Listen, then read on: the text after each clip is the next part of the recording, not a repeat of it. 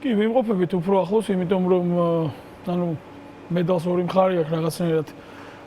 რაც უფრო მკაფიო გახდა რუსული რეჟიმის იერსახე და მათი ანუ რუსული ინტერვენციის კონტურები რაც უფრო მკაფიოდ გამოიკვეთა, მით უფრო ცოტა დაცოტავდა და შევიწროვდა სივრცე ილუზიის იმასთან დაკავშირებით, სად ვიმყოფებით და რასთან გვაქვს საქმე.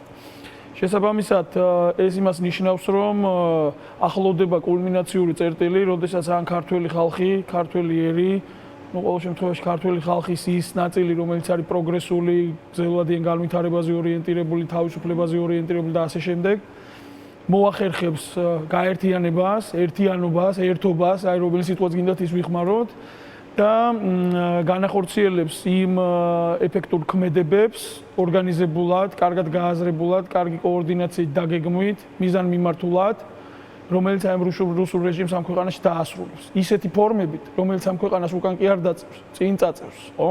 აქ იგულისხმება ძალიან მძაფრი, უკომპრომისო, არაძალისმიერი წინააღმდეგობა, სამოქალაქო წინააღმდეგობა, მშვიდობიანი რევოლუცია, მოდი ესე დავარქვით.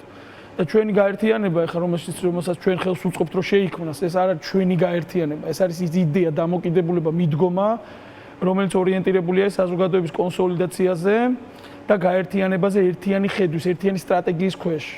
რომ ეს ადამიანები, ვინც აქ ვართ ჩვენ და ასევე ის დანარჩენი ადამიანები, ვინც არიან ეხლა პროტესტში და ფიზიკურად არიან ყოველ ღამე, ყოველ დღე მოქმედებენ პროტესტში, მაგრამ ასევე ისინი, ვინც იმედგაცრუებულნი არიან და ეხლა სახლში ზიან სიტყვაზე, ხო? ანუ ჩვენ ყველას გვაქვს რაღაც გარკვეული რესურსი.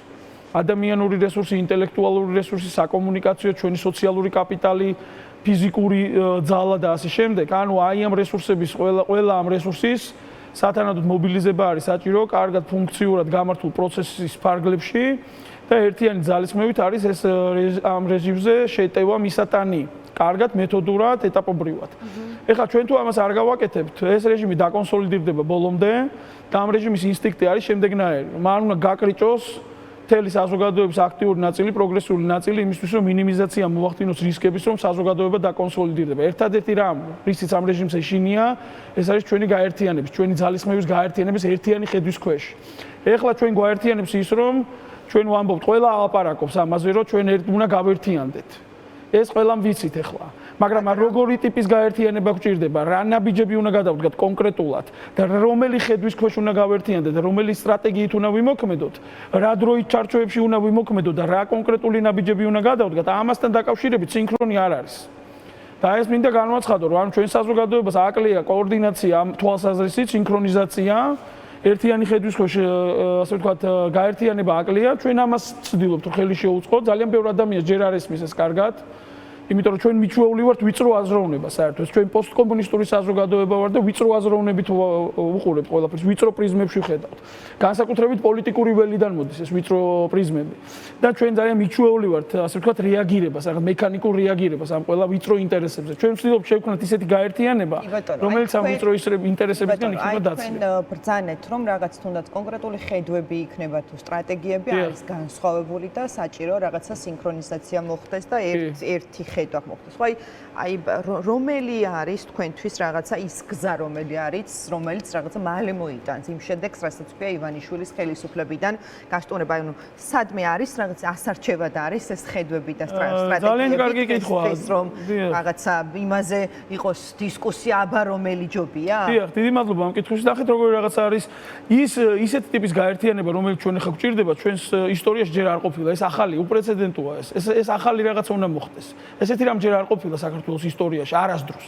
ეხლა რაც უნდა მოხდეს და ეხლა რაც არის საჭირო, აი ამ ტიპის გაერთიანება, საზოგადოების ეს არის ახალი ტიპის საზოგადოების მშობიარობის პროცესი, რომელსაც ეს რეჟიმი უნდა თუ არ უნდა ხელს უწყობს რეალურად. რაც უფრო მეტად მარწუხებში მოგვიჭერენ ეხლა ჩვენ და ამ მარწუხებში მოგვაქცევენ და რაც უფრო მაგრად მოგვიჭერენ და ესენი აუცილებლად მოგვიჭერენ. ხო? ჩვენ მით უფრო მეტად გავხდებით ორიენტირებული, რომ გამოსავალი ვიპოვოთ. აი ამ გამოსავალთან დაკავშირებით ნახეთ, გამოსავალი არსებობს უეჭველი, მაგრამ აი ეს გამოსავალი რეალურად, ხო, ჩვენ ერთიანი ფოკუსით, აი ფოკუსის გასწორებით, გამოსავალზე ფოკუსის გასწორებით უნდა ვიპოვოთ. მე ჩვენი ხედვა გვაქვს, მაგრამ სხვებსაც აქვს ხედვები, მაგრამ ამ ხედვების შეჯერება არ ხდება ჯერჯერობით, მაგამდე არ მივსულვართ. უეჭველი მივალთ მაგ მომენტამდე. და აი რომ მივალთ, ვიპოვით გამოსავალს და აი ამ ერთიანი ძალებით მე მოვაშტობთ ამ რეჟიმს აი ქვეყნით.